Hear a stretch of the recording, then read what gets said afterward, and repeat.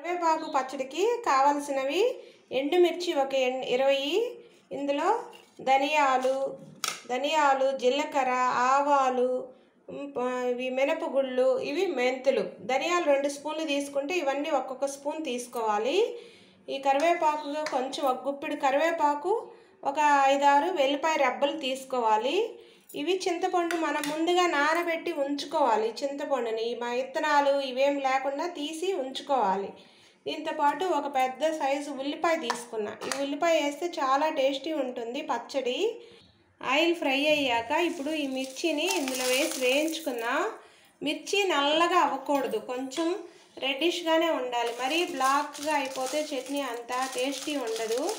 ఇవి కొంచెం ఒక 2 మినిట్స్ ఫ్రై అవనిచ్చాము. మిర్చి ఫ్రై అయిపోయాయి. ఇప్పుడు ఇందులో ధనియాలు అన్నీ వేసేస్తున్నా. ఇవి తక్కువ టైమే ఫ్రై అవ్వాలి, ఎక్కువ టైం నల్లగా అవ్వకూడదు. ధనియాలు, ఆవాలు, జీలకర్ర, మెంతులు ఇవన్నీ ఒక 30 సెకండ్స్ ఫ్రై అయితే సరిపోతాయి. ఈ కరివేపాకు కూడా ఒక్క నిమిషం ఫ్రై అవనిద్దాం. ఈ కరివేపాకు అనేది మన కడుపులో ఉండే బ్యాక్టీరియాని చంపేస్తుంది. ఇది ఆరోగ్యానికి చాలా మంచిది, కళ్ళకి కూడా చాలా మంచిది.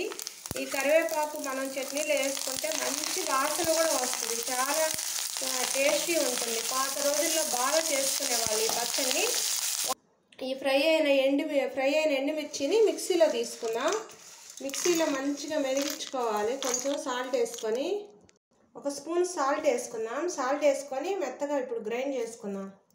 ఇప్పుడు ఇది మెదిగింది. ఇందులో ఈ చింతపండు వేసుకొని మెదిగించుకుందాం. ఇప్పుడు చింతపండు వేసుకొని మెదిగించుకున్నాం కదా, ఇప్పుడు ఈ ఉల్లిపాయ ముక్కలు వేసుకొని కచ్చా మెదిగించుకోవాలి. ఈ ఉల్లిపాయ మంచి టేస్ట్ ఉంటుంది ఈ చట్నీలోకి. ఉల్లిపాయలన్నీ ఒకసారి వేయకుండా ముందు కొంచెం వేసుకున్నాము, తర్వాత దీన్ని కలబెట్టుకొని మళ్ళీ ఉల్లిపాయలు వేసుకొని మళ్ళీ మెదిగించుకుందాం. ఒక్కసారి వేస్తే మెదగదు. ఫైనల్గా ఈ చట్నీలో కొంచెం కొత్తిమీర కూడా వేసుకొని ఒక తిప్పుకొని ఆపేసుకున్నాము. ఈ చట్నీ మెదిగిపోయింది.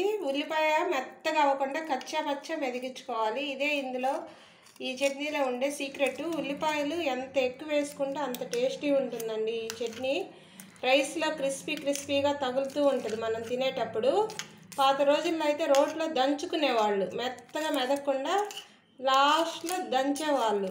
ఇలా మీరు కూడా ట్రై చేయండి ఈ చట్నీని, చాలా టేస్టీ ఉంటుంది. వేడి అన్నంలోకి అన్నింటికి బాగుంటుంది, చాలా రుచిగా ఉంటుంది. ఓకే అండి, మా వీడియో కనుక నచ్చినట్లయితే ఒక లైక్ చేయండి, సబ్స్క్రైబ్ చేయండి వీడియోని. ఇంకా మంచి వీడియోస్ మీకు చూపిస్తుంటాము రెసిపీలు.